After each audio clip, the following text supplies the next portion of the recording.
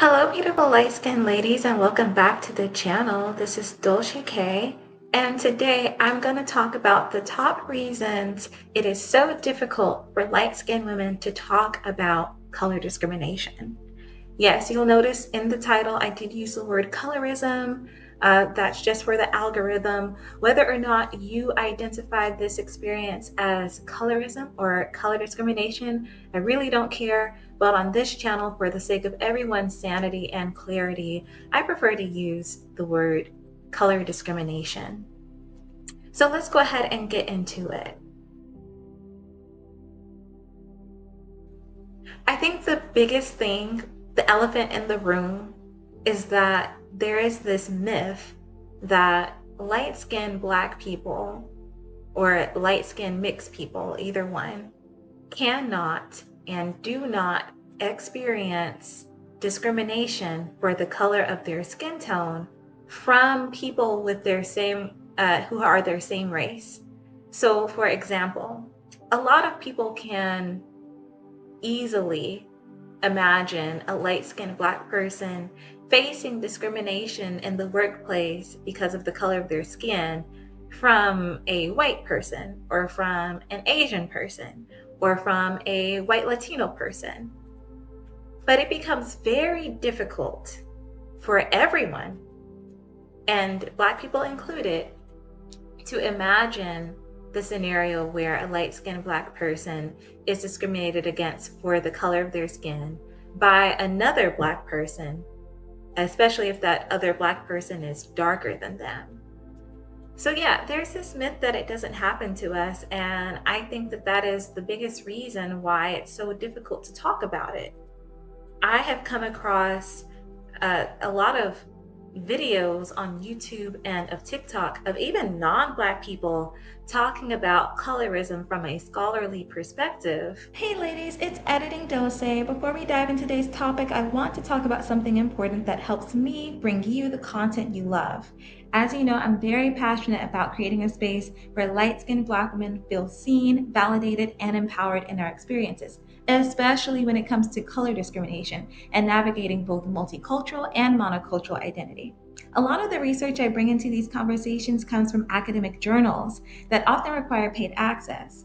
I'm investing in these resources to make sure I'm providing you with accurate, well researched information because these discussions matter, and I want to make sure we have the facts to debunk the myths surrounding our experience. Now, if you found value in the content I create and you'd like to support me in continuing this mission, I set up a Buy Me a Coffee account. Your contributions will go directly towards helping me cover the cost of accessing these academic journals and other research tools, as well as delivering high quality, entertaining, insightful content. Even a small contribution goes a long way in helping me expand this platform and dive deeper into the important topics we talk about here. So if you feel called to support, head over to buymeacoffee.com/dulcek and buy me a coffee today. It's a simple way to keep this channel growing and ensure I can keep providing you with the best information possible. Thank you so much for your love and your support. It means everything to me. I appreciate each and every one of you, and I'll see you in the next video. Let's get back to it. No way possible that I'm experiencing colorism. That's not what's going on. Colorism only goes in one direction. Snatch my earring off. The way that people are in the comments still trying to defend and say that light-skinned people can experience colorism and calling it reverse colorism is blowing my mind. Saying reverse colorism is like saying reverse racism. It does not exist. And they seem to forget that the United States government defines color discrimination in a way where it's not limited to just one particular skin tone, or where it's just limited to light-skinned people discriminating against dark-skinned people. I always find it interesting how a lot of the scholars on social media don't talk about that.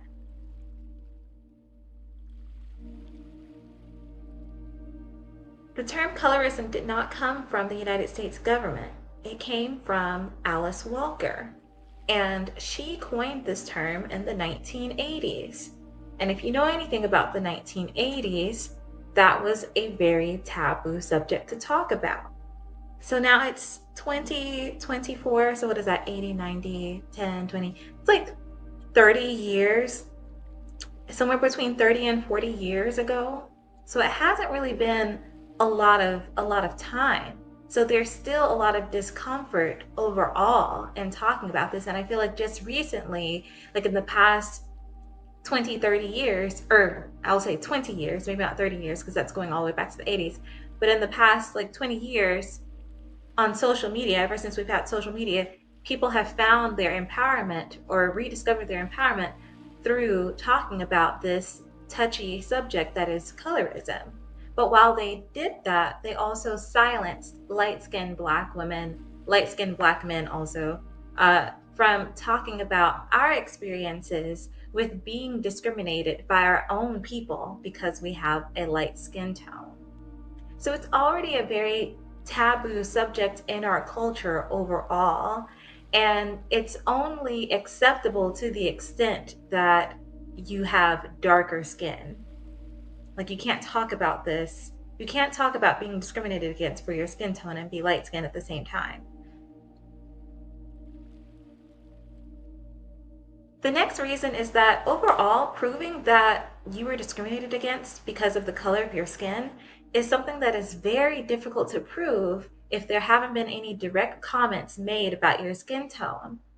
Let's say you're in the workplace and you're being treated differently, and it's affecting your ability to advance forward. You're getting assigned all of the non-promotable tasks in a predominantly Black workplace, and you notice that you're the only light skin, or you're the lightest skinned person there, and you're stuck with all of these non-promotable tasks, being left out of trainings, things like that.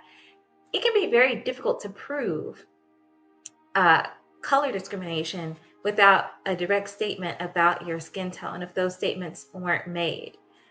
You would instead have to focus on how you were treated differently, and even then, if you're able to demonstrate that, it could be attributed to something else. Maybe maybe it's attributed to something else all completely. Like, people can hide behind things, and so it makes proving that we experience discrimination on the basis of our skin tone very difficult in formal settings like the workplace or college, university, doctor's office. And I know people generally attribute institutions with white supremacy. They attribute all of the institutions that keep this country going with white people, but they tend to forget that there are Black people who are working and carrying out the tasks for these institutions. So yeah, you may be at a Fortune 500 company, but if your recruiter, your hiring manager, your first level supervisor, your trainer, they are someone who happens to be a Black person who doesn't like light skin, you can definitely face color discrimination from them, from those same institutions. Now, my next point is that when there is a direct statement about our skin tone, like, why are you so pasty, or pointing out your tan, that like you look awkward or you look funny with 4C hair, we tend not to take that very seriously because we have been conditioned to normalize it. I just came across a comment not too long ago from someone that was saying, oh, it's just a joke. This light-skinned man had shared his experience about being feminized by the Black community, being called sassy and all this stuff. And the girl was like, that's just jokes. It's just jokes. People called me skinny and I'm not even that light-skinned. It's funny how that phrase always comes up. I'm not even that light-skinned. You're not even that light-skinned. But she was conditioned as well to normalize these direct, disparaging comments about our skin tone or about our identity. And I think people forget what the impact is, why it's so impactful to have these comments being made about your skin tone as a Black person. It's because skin tone is an identifier, it's a symbol of identity. So when you condemn a Black person because their skin is too light, you're basically attacking their identity, and you're planting seeds in their psychology for identity crises to happen. And there is a lot of scholastic, like academic research to back this up, that shows that the psychological dangers of being disparaged by other Black people when you are Black, it's very dangerous. It's very high, right? And it's something that is measurable, but that's for another video. But yeah, when we have these experiences where people are making these disparaging comments about our skin tone, we don't really take it seriously. We have been conditioned to just accept it. Oftentimes, we feel that we deserve the poor treatment that we get within our community because of our skin tone. And the reason we feel like we deserve it is because we were taught that there is this racial hierarchy that is at all times being imposed on Black people, especially, but all people of color, to oppress us. And because we have lighter skin, that we're not going to experience the brunt of that. So we can afford to be disparaged by our own people because we're not being disparaged by white people as much as darker skinned Black people are being disparaged by white people or anyone else who is imposing this racial hierarchy on them. And I think that's very interesting. One, it implies that the racial hierarchy of white supremacy is inescapable and pervasive. And while I won't make any statements in this video as to whether or not that is true, I do think it's worthy of questioning and reflecting on our own individual lives and trying to see, when have we been oppressed by the racial hierarchy in our lives? It's very important and rewarding to honor your cultural narrative, but it's also important to honor and respect your individual narrative, even if it differs from that cultural narrative. And the way we're conditioned to internalize this narrative of the racial hierarchy, and the way it gives us this illusion that things have not changed since slavery times. And oftentimes people even do refer back to slavery in order to justify why light-skinned people are disparaged by darker-skinned Black people. The second assumption that this dynamic makes is that just because someone else isn't suffering as much as you are, that they can afford to suffer more. There's kind of a crabs in a bucket mentality there, or kind of a schadenfreude there. Being happy, feeling pleasure that someone else is at the bottom with you, or someone else is suffering just as much as you are.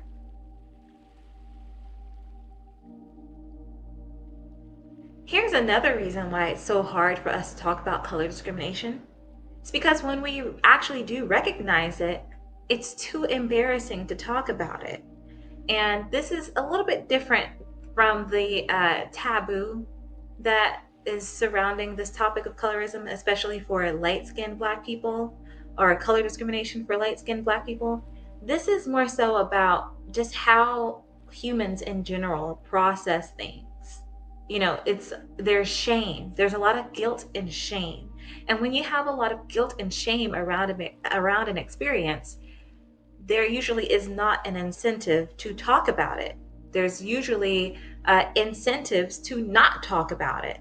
So whereas the taboo reinforces ideas that it's socially unacceptable for light-skinned Black people to talk about color discrimination, this point that I'm making here is more so about that even if that taboo wasn't there, there's this feeling of embarrassment to talk about it or talk about some of our experiences because of the guilt and the shame that they created. You know, most people don't want to talk about how someone else treated them really, really badly over and over and over again, and they weren't able to do anything about it because they were either children or because, I don't know, for whatever reason, they didn't do anything about it. And so out of that arises guilt and shame.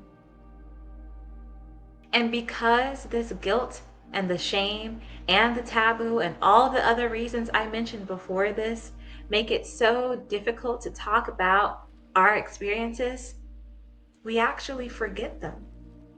In a process called dissociative amnesia, our brain tries to protect us by making us forget these traumatic and stressful events. And it may not erase the entire memory of the experience, but maybe just some aspects of it, such as the aspect where you were being treated differently because of your light skin.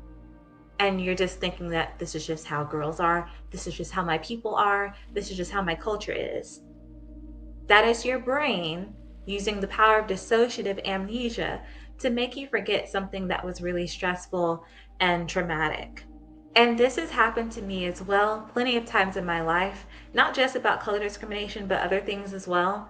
But when it comes to color discrimination, this happened to me a lot as a child or when I was a minor, because when you're a minor, you can't really defend yourself. You don't really have the agency, not physically and not mentally, to understand what you can do to stand up for yourself, especially if the person discriminating against you is and attacking you is an actual adult. And so this actually happened to me quite a bit without getting into too much detail. There was one incident where I suffered something very tragic, and this person at my school knew about it. Everyone knew about it. And instead of understanding that, they chose to put me on the spot in front of everyone and say, hey, Dolce K, I don't care that you went through this. I don't care that this thing happened to you. And yes, she was a darker skinned black woman. I was the only light skinned black girl. This is in front of basically a bunch of little white kids. Yeah. So there are parts of that experience that I don't remember. Certain details that I don't remember.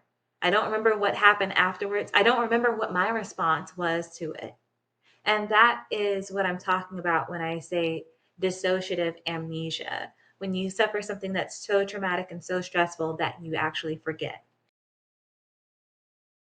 And what was so fucked up, y'all, is I was trying to please society because of that. Because they felt that I was too light or whatever to live in the black neighborhood.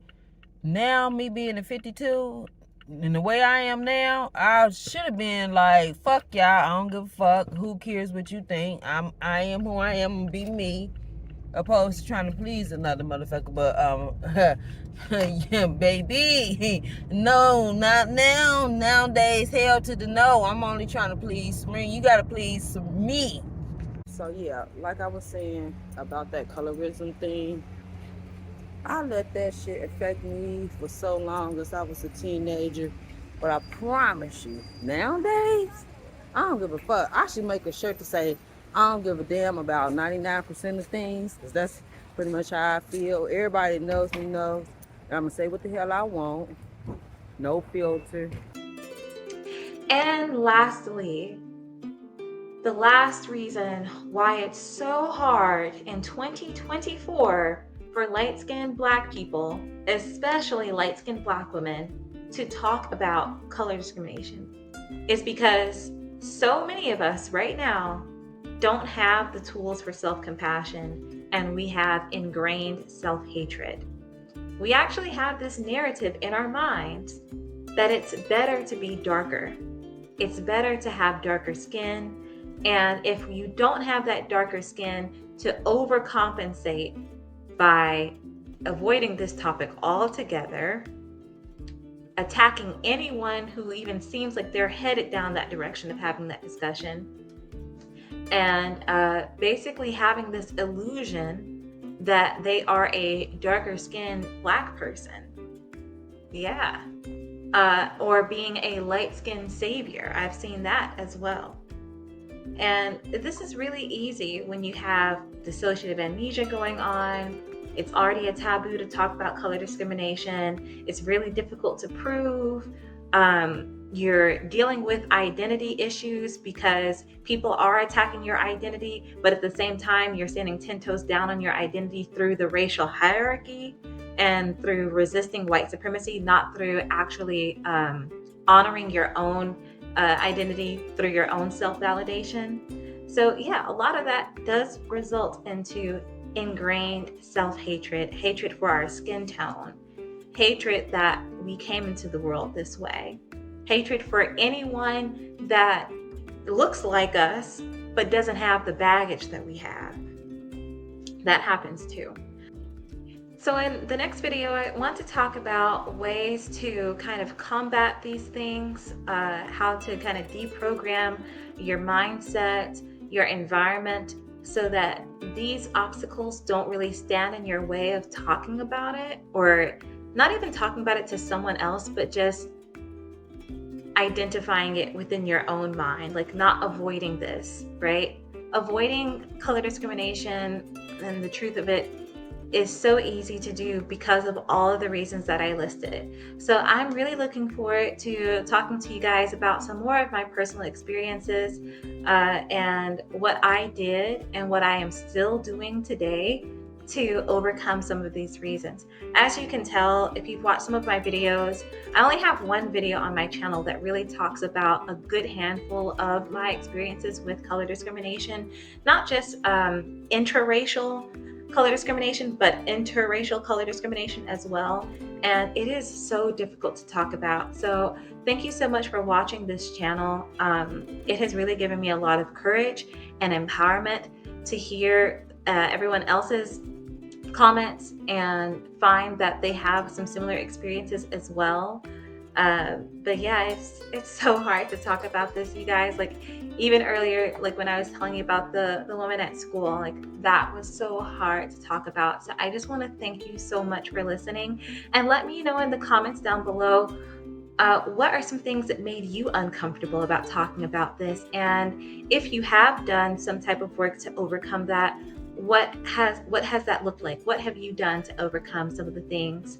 And yeah, if anyone else wants to make a video about this as well, please do. I really would love to see more of us talking about our experiences of being discriminated against in multiple environments for our skin tone, and why, why we don't feel comfortable talking about it, because a lot of people think that we don't experience it also because there are so many light skin saviors out there, right? And then like the ones who are not light skin saviors are like, we just know not to talk about this, so we're not talking about it. And so, you know, the squeaky wheel gets the grease. The squeaky wheel gets the grease, and we have not been the squeaky wheel. So that's kind of part of why I started this channel, because I feel that we need to be the squeaky wheel to get some grease, and that would improve our lives so much better. There's no reason that we have to suffer, and it doesn't matter if someone is suffering more than we are. No one should have to suffer at all, right? So yeah, that's everything that I have to say. Thank you so much for watching, and I'll catch you in the next video. Have an amazing day.